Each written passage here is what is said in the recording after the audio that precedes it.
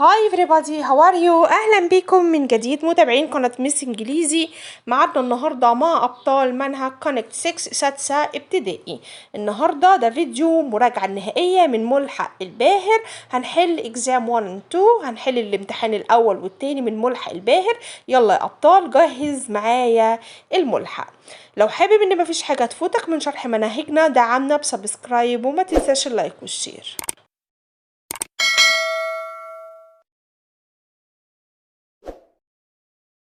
نبدأ بسم الله. إكزام 1. افتح يلا الملحق بتاعك بيج 59 صفحة 59 ملحق الباهر. السؤال الأول طبعا كنا عارفين إنه بيبقى سؤال listening استماعي. احنا هنحله مع بعض على طول. أمينة liked إيه؟ طبعا أمينة liked games، يعني هي بتحب الألعاب. She loved games that use a lot of imagination، يعني هي بتحب تستخدم الألعاب اللي فيها تخيل. She had a doll's house، يعني هي عندها بيت عرايس. She had some action figures، اللي هي الشخصيات المتحركة أو الشخصيات الكرتونية المتحركة. السؤال اللي بعد كده ده سؤال choose. ده سبيس في نقطة اهي. is a person هو الشخص who tells you the story، هو الشخص اللي بيحكي لك القصة. اسمه ايه يا شباب؟ اسمه narrator، يعني راوي القصة اللي هو بيحكي القصة اسمه narrator. the early bird catches the worm، كلمة worm هنا معناها الدودة. to take part in something، كلمة take part يعني يشارك. كلمة take part اللي هي يشارك دي معناها ايه؟ participate يعني يشارك برضو. take part هي equals participate يشارك. they used a lot of، هما بيستخدموا ايه؟ in توت عنخ آمون tomb، في مقبرة توت عنخ آمون طبعا كانوا بيستخدموا gold الذهب. السؤال اللي بعد كده fill in the gaps، يعني املأ الفراغات. My friend Ali and I were in the forest yesterday. We're playing، يعني احنا كنا بنلعب playing. It was a lovely afternoon. lovely هنا معناها جميل. And the sun was shining، والشمس كانت مشرقة. طيب اللي بعد كده we were near my home، احنا كنا قريبين من بيتنا. and we were hoping to see some، كنا نتمنى نشوف some interesting animals، يعني بعض الحيوانات الممتعة interesting animals. we were walking along the path، احنا كنا ماشيين على طول الطريق.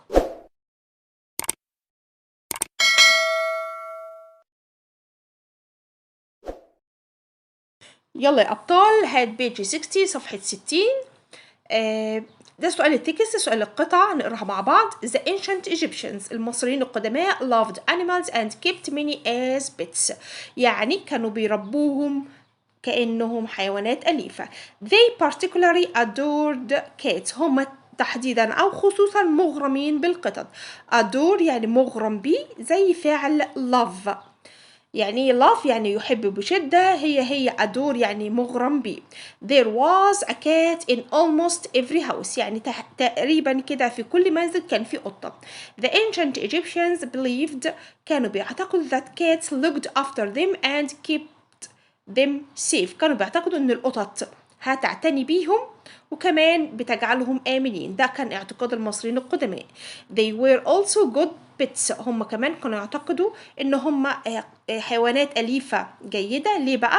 because they clean themselves، هم بينظفوا نفسهم بنفسهم and kept the houses free of pests، يعني بيجعل البيت خالي من الحيوانات أو الحشرات الضارة. like rats and snakes، مثل الفئران والثعابين. This was particularly important for farmers، كمان farmers اللي هم الفلاحين طبعا بيقولوا ان القطط كانت تحديدا مهمة للفلاحين. ليه بقى؟ who produced a lot of grain، اللي هم بينتجوا كثير من الحبوب. the rats didn't eat the grain، لان الفئران ما بتاكلش الحبوب. ليه بقى؟ because the cats ate the rats، لان الفئران القطط بتاكلها. طب السؤال اللي بعد كده سؤال تشوز. السؤال الأول the ancient Egyptians loved animals كانت بتحب الحيوانات. عايز اقول لك ان adored دي equals بتساوي كلمة ايه؟ طبعا بتساوي كلمة loved احبه. there was cat in almost every house كان في كل بيت قطة. السؤال بعد كده what is the main idea ما هي الفكرة الأساسية of the passage للقطعة؟ طبعا احنا بناخد أول سطر هي دي الإجابة number 4. السؤال اللي بعد كده why أول ما نشوف why بنجاوب عليه يا إما because يعني لأن أو to اللي هي لكي اللي بيجي وراها فعل في المصدر. بيقول why didn't the rat eat the grain ليه الفئران ما بتاكلش الحبوب؟ because السؤال أهو متخطط عليه باللون البرتقاني because the cat ate rats لأن القطط بتاكل الفئران. السؤال اللي بعد كده سؤال reorder يعني reorder يعني هنرتب. هقول إيه؟ هقول أنا like أول ما تشوف like يا أبطال الفيرب معاها ing like الفعل وراه ing يبقى I like walking in the fresh air يعني أنا أحب المشي في الهواء النقي. السؤال اللي بعد كده أنا made up lots of games for my action figures. السؤال الثالث why لماذا why did the main character annoy the villagers لماذا الشخصية الأساسية بتاعت القصة annoy يعني ضايقت annoy كانت بتضايق مين the villagers اللي هم أهل القرية. السؤال السادس في الامتحان بيبقى سؤال correct يعني سؤال التصحيح. they were swimming they were هم كانوا بيعوموا when دي قاعدة اسمها قاعدة when كنا شرحناها في المنهج. when بيجي قبلها past continuous ماضي مستمر وبيجي بعدها past simple ماضي بسيط.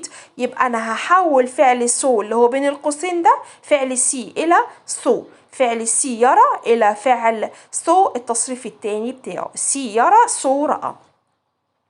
You mustn't respect nature يعني لا يجب أن تحترم الطبيعة. طبعا أنا هصحح mustn't هتبقى must هشيل منها not هشيل منها النفي. البنكتويت اللي هو علامات الترقيم أو الحرف I هعمله كابيتال والإس بتاعت سيوة اللي هي أسماء المدن وطبعا هو حاطط الفول ستوب هنا. السؤال الأخير بيبقى سؤال باراجراف. طبعا أنا سايبة على القناة سؤال مجمعة فيه أو فيديو مجمعة فيه سؤال الباراجراف الترم التاني لأبطال سادسة ابتدائي. يلا بطل جهز نفسك للإكزام 2 الامتحان التاني.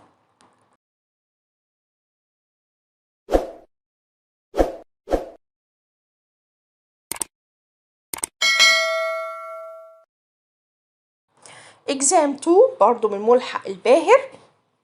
السؤال الأول بيبقى سؤال listening سؤال استماعي. السؤال بيقول proverbs احنا كنا أخدنا كلمة proverbs يعني الأقوال المأثورة. have more than one ايه؟ have more than one meaning ليها أكتر من معنى. كلنا عارفين proverbs الأفعال الأقوال المأثورة ليها أكتر من معنى. طب هنقول كمان ان السؤال ده تبع جزء listening بيقول ايه this proverb هذا القول المأثور tells about بيخبرنا عن ايه عن a bird عن طائر. كانت القطعة بتاعت listening بتتكلم عن طائر. you need to be the first to do something لازم تكون الأول لكي تفعل شيء ما. if you want to be successful لو عايز تكون successful يعني ناجح you need to be the first انت محتاج ان تكون الاول. السؤال التاني في الامتحان ده سؤال choose اختار. my uncle keeps بيربي ايه on his roof على السطح بتاعه pigeons اللي هي حمام. holidays for ecotourism يعني الاجازات للسياح البيئيين often have simple accommodation يبقى ليهم إقامة بسيطة. simple accommodation يعني إقامة بسيطة. children الأطفال who in a group activity usually have lots of fun طبعا اللي هم الأطفال اللي هم بيحصل لهم إيه volunteer بيتطوعوا. on ecotourism vacation في الأجازات السياحة البيئية the most important thing أهم شيء not to hurt nature يعني ألا تضر أو تؤذي الطبيعة. fill in the gaps، املأ الفراغات بالكلمات اللي جاية. last summer الصيف الفات أو الصيف الماضي we went to in the city we went to the museum، ذهبنا المتحف في المدينة. there were so many interesting ايه artifacts، في artifacts قطع أثرية ممتعة. My brother and I were walking around when we found a room، شفنا روم حجرة that had lots of animals statues، فيها كثير من تماثيل الحيوانات. The ancient Egyptians المصريين القدماء made lots of animals statue because animals were very important in their culture. يبقى كلمة culture الثقافة دي الكلمة الرابعة. السؤال اللي بعد كده ده سؤال تكست. سؤال التكست يا أبطال. سؤال القطعة. Hi I am Lara، أنا لارا. We are going to have the chance to do some underwater photography on our vacation، يعني هيعملوا تصوير تحت الماء في الأجازة بتاعتهم. We will set off a tour for the beach in small boats، يعني هيعملوا رحلة كده بالمراكب الصغيرة. and sail out to places، وكمان هيبحروا الأماكن where we can see many different kinds of fish، هيشوفوا فيها أنواع مختلفة من الأسماك. there are beautiful، شكلها beautiful جميل، و bright colored fish، وأسماك ذات ألوان لامعة. as well as بالإضافة إلى coral reefs، يعني اللي هي الشعاب المرجانية. the tour الجولة دي is only on Monday and Wednesday، الجولة دي تتعمل يوم الاثنين ويوم الأربع. ليه؟ because بسبب this is a protected area، إنها منطقة محمية.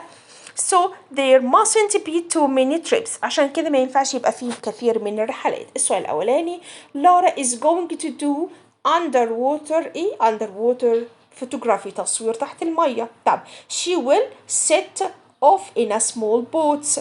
طب السؤال الثالث she wants، هي تريد to see different kinds، أنواع مختلفة من fish الأسماك. السؤال نمبر 4 when، طبعا كنا عارفين when يعني متى. when is the tour، أي متى الجولة، متى تكون الجولة. أهو السؤال أنا حاطط تحته خط أهو. the tour is only on Monday and Wednesday، يوم الاثنين ويوم الأربعاء. السؤال الخامس what is the main idea of the passage، العنوان الرئيسي أو العنوان الأساسي للقطع أهو. السؤال الأولاني أو السطر الأولاني we are going to have the chance to do some underwater photography on our vacation. السؤال اللي بعد كده السؤال الخامس سؤال reorder، هنرتب. هتقول birds اللي هي معروفة إن هي طيور. birds of a feather، الطيور اللي ليها ريش. flock together، بتتجمع مع بعض، أو البروفيرب ده معناه الطيور على أشكالها تقع. السؤال اللي بعد كده هرتبه ازاي. هنقول there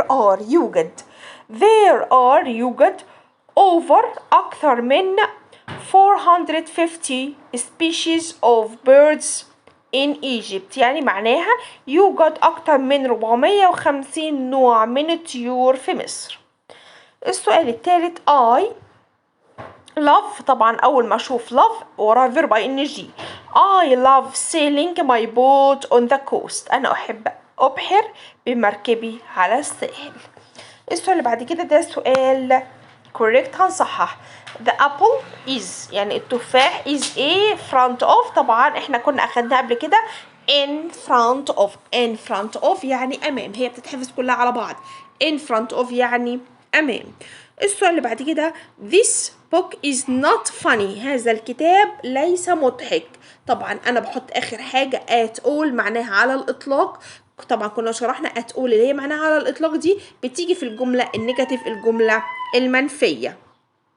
السؤال اللي بعد كده punctuate، يعني هنحط علامات الترقيم. الاس أو الحرف skate، وفي الآخر في الستوب الجملة هتحط لها نقطة. أنا سايبة على القناة فيديو مجمعة فيه باراجرافات الترم التاني.